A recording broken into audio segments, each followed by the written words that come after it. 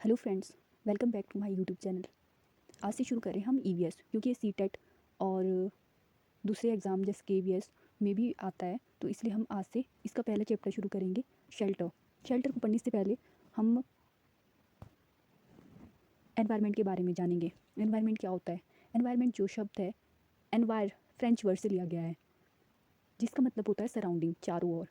चारों ओर का आवरण जिसमें सभी जीव संसाधनों का उपयोग करके जीवन यापन करते हैं, उसे हम एनवायरनमेंट कहते हैं।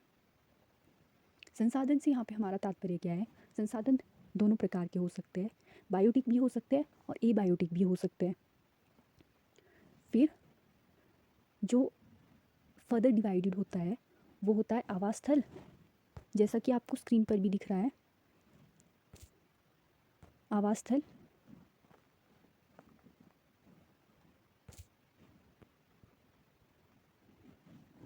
जिसमें जीव की सभी क्रियाएं होती है, उसको बोलते हैं आवास स्थल। और दूसरा होता है गुफा, जिसको नीचे भी बोला जाता है physical area occupied by the organism and interactions with the surrounding. इसको आप इस तरीके से समझ सकते हैं कि सबसे पहले नीचे आएगा, फिर हैबिटेट आएगा, फिर एनवायरनमेंट आएगा। मतलब कि सबसे पहले गुफा, उदाहरण से समझते हैं। शेर है, सुबह उठा, अपने भोजन की तलाश में जितना एरिया ऑक्यूपाइड किया, सभी क्रियाएं की अपने जीवन यापन के लिए, तो वो जहाँ पे वो रहता है आवास स्थल उसका, उसको गुफा बोलेंगे।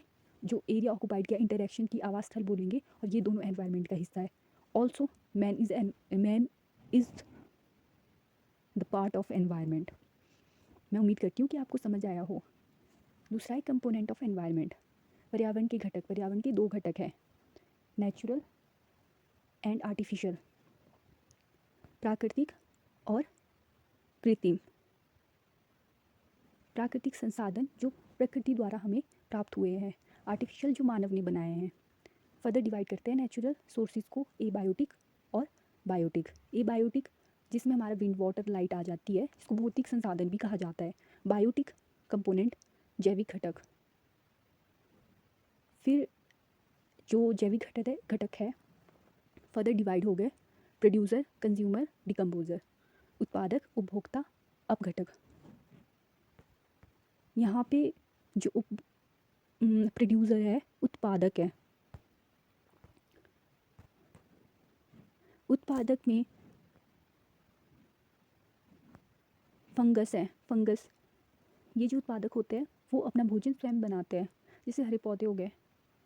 और उपभोक्ता, ये अन्य जीवों से अपना भोजन प्राप्त करते हैं। थर्ड हो गया डिकम्पोजर, अपघटक, जो मृत जीवों से भोजन प्राप्त करते हैं। प्रोड्यूसर में हमारे फंगस, एल्गी भी आ जाते हैं। फिर मृत जीव है जो मृत जीवों से भोजन प्राप्त करते हैं, जैसे कि अर्थवॉर्म, केचुआ बोलते हैं जिसको, वो आता है। अब हम शुरू करते हैं शेल्टर। शेल्टर जैसा कि आपको स्क्रीन पे दिख रहा है, यहाँ पर ये और ये दो टाइप के घर इसमें शो किए गए हैं। ये दोनों ही शेल्टर है।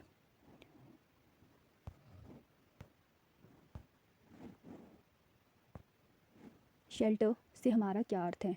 आश्रय एक ऐसा स्थान है जहाँ मानव तथा अन्य जीव रहते हैं, जो हमारी मौसमी घटकों और अन्य खतरों से सुरक्षा करता है। भौगोलिक स्थिति और क्लाइमेटिक कंडीशन और रॉ मटेरियल, इन तीन चीज़ों पर निर्भर करता है हमारा जो शेल्टर है। भौगोलिक स्थिति, जैसे कि प्लेन एरिया है, माउंटेन है, डेजर्ट है, उसकी भौगोलिक स्थिति, जहाँ पे गर्मी होती है वहाँ पर अलग तरीके के घर बनते हैं, जहाँ पे पहाड़ का एरिया है वहाँ पे अलग से बनेंगे। इस तरीके से अलग अलग तरीके से घर बनाए जाते हैं। दूसरी चीज़ होगी क्लाइमेटिक कंडीशन। कहीं जो जैसे हमारा प्लेन एरिया है वहाँ पे टेम्परेचर अधिक होता है, पहाड़ एरिया में टेम्परेचर लो होता है, और बारिश की वजह से भी उस हिसाब से घर बनते हैं। तीसरा है कच्चा सामान की उपलब्धता। जो कच्चा सामान है उसकी उपलब्धता के अनुसार भी घर बनते हैं, जैसे कि माउंटेन में ईंटों की कमी होती है, पत्थर अधिक पाए जाते हैं, लकड़ी और पत्थर के घर बनाए जाते हैं। फिर है ह्यूमन शेल्टर, दो टाइप के होते हैं। दो टाइप कौन कौन से हैं? एक है टेम्परेरी और दूसरा है परमानेंट। रेबो टेंट, ये एक टेम्पररी अस्थायी रूप का घर है। टेंट हाउस कहा जाता है इसको। ये लद्दाख में पाया जाता है, लद्दाख में बनाया जाता है इसको, क्योंकि वहाँ का टेम्परेचर बहुत ज़्यादा लो होता है। तो वहाँ पर जो चंगपा ट्राइब है उसके द्वारा इसे बनाया जाता है। इसमें क्या है, याक के बालों का प्रयोग किया जाता है और उससे पट्टियाँ बनाई जाती है, पट्टियाँ बनाई जाती है और उसी से ये घर बनाया जाता है। जैसा कि आप स्क्रीन पर देख सकते हैं, ये ये रेबो हाउस है, अस्थायी घर है ये लद्दाख में बनाए जाते हैं। सेकंड है हाउस ऑफ अ बम्बू।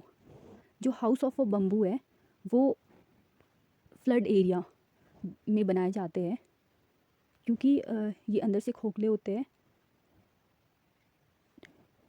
और यहाँ 10 से 12 फीट की ऊंचाई पर इसको बनाया जाता है। और ये उत्तर पूर्वी एरिया है वहाँ पे होते हैं। स्पेशली असम में बांस के घर बनाए जाते हैं, जैसा कि आप स्क्रीन पर देख सकते हैं। बांस के घर, ये बांस के घर ऐसा होता है, 10 से 12 फुट की ऊंचाई होती है क्योंकि फ्लड एरिया है।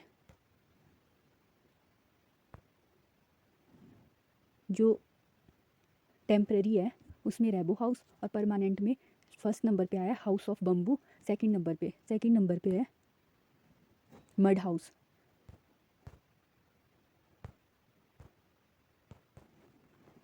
मड हाउस मिट्टी के घर, क्योंकि जहाँ पर टेम्परेचर बहुत ज़्यादा होता है वहाँ पे मिट्टी के घर बनाए जाते हैं। जो मिट्टी के घर है उसकी जो वॉल होती है वो मिट्टी और पानी के पेस्ट से बनाई जाती है, और जो उसका छत है वो कीकर की लकड़ी और मिट्टी से बनाया जाता है।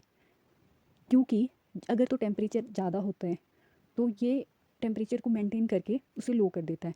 अगर टेम्परेचर कम है तो प्रोवाइड हाई टेम्परेचर, इसलिए इसको बनाया जाता है। वाइट वॉश होता है जो, वो गोबर प्लस चूना बना के जो है बनाया जाता है इसको गोबर प्लस चूने से, और जो कि कीड़ों से सुरक्षा करता है। ये कहाँ पे होता है, जहाँ पे मड के हाउस होते हैं।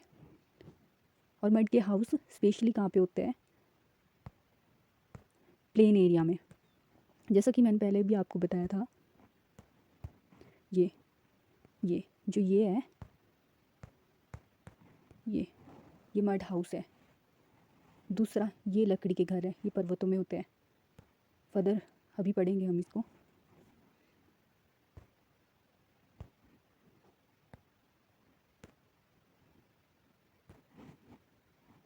फिर है पत्थर और मिट्टी के घर। जो पत्थर और मिट्टी के घर हैं वो बनाए जाते हैं पहाड़ों में। दीवार में पत्थरों का प्रयोग किया जाता है और छत की एक तरफ पे ढाल रखी जाती है। ये ढाल क्यों रखी जाती है, कि पानी आसानी से निकल सके अगर अधिक बारिश होती है और स्नोफॉल होती है तो वो आसानी से नीचे गिर सके, तो इसलिए जो है छत के एक तरफ ढाल दी जाती है। ये जो घर है ये लद्दाख, हिमाचल, उत्तराखंड के एरिया में पाए जाते हैं। यहाँ पर ये 2 या अधिक मंजिल के होते हैं, जिसमें जो इसकी ग्राउंड फ्लोर होती है उसमें भूमि तल पर खिड़की नहीं होती है। और यहाँ पे पशु पालन होता है, और जो स्टोर रूम है उसको रखा जाता है, जो नीचे वाला एरिया होता है। जैसा कि आपको मैंने फर्स्ट ही इसमें दिखाया था, ये वाला घर, फर्स्ट वाला घर, ये वाला घर। यहाँ पर नीचे की तरफ जो ये वाला एरिया है वहाँ पर पशु रखे जाएंगे और स्टोर रूम रखा जाएगा, ऊपर के उसमें खुद रहेंगे।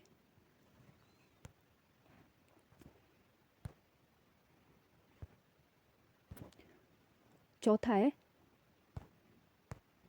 Boat house. ये कहाँ पाए जाते हैं, बोट हाउस एक झील पर तैरते रहते हैं और एक नाव पर लकड़ी से बनाए जाते हैं, पर्यटन के उद्देश्य से बनाए जाते हैं। ये स्पेशली कहाँ पे बनाए जाते हैं, वैज्ञानंद झील, केरला, जम्मू कश्मीर डल झील। यहाँ पर जो वुड कार्विंग का मतलब है ख़त्म बन, जहाँ पर लकड़ी पर नक्काशी की जाती है। और यहाँ पर जो स्मॉल बोट है उसको शिकारा, और जो लार्ज बोट है उसको कहा जाता है डोंगा। फिर आ गया उसके बाद पांचवें टाइप के घर हैं सीमेंटेड हाउस। ये समतल मैदान पर बनाए जाते हैं। ये कॉन्क्रीट सीमेंट ब्रिक्स से बनाए जाते हैं। नोट कर ले इग्लू के घर, ये उत्तर अमेरिका के बर्फ़बारी वाले क्षेत्र में बनाए जाते हैं। बर्फ़ का घर होता है ये, और एस्किमो द्वारा बनाए जाते हैं। यहाँ पर सील मछली पाई जाती है, और जिससे कि जो उसकी हड्डियाँ है उससे वेपन बनाए जाते हैं, जिसको बोलते हैं हम हारपून कहा जाता है। बोट को बोलते हैं क्याक, इनके द्वारा एक बोट बनाई जाती है जिसको बोलते हैं क्याक। अब आएगा, ये तो हो गए जो मानव के द्वारा घर बनाए जाते हैं। ये है पक्षी द्वारा जिनके द्वारा घर बनाए जाते हैं। बीबर पक्षी, जिसको दर्जी पक्षी भी कहते हैं, घास के तिनकों को सिलकर ये घर बनाता है। चील गिद्ध, जो ये बाज है, ये घोंसला अत्यधिक ऊंचाई पर बनाते हैं, और कोयल घोंसला नहीं बनाती है। आप इसको ध्यान रख ले कि कोयल घोंसला नहीं बनाती है, सब बहुत ज़्यादा इम्पोर्टेंट है। एक इसमें बचता है, आप ऐड कर ले, जो कोबरा है वो भी अपने अंडे घोंसले में देता है। Thank you. अगर आपको इन्फॉर्मेशन महत्वपूर्ण लगी है तो मेरे चैनल को सब्सक्राइब कर ले। Thank you.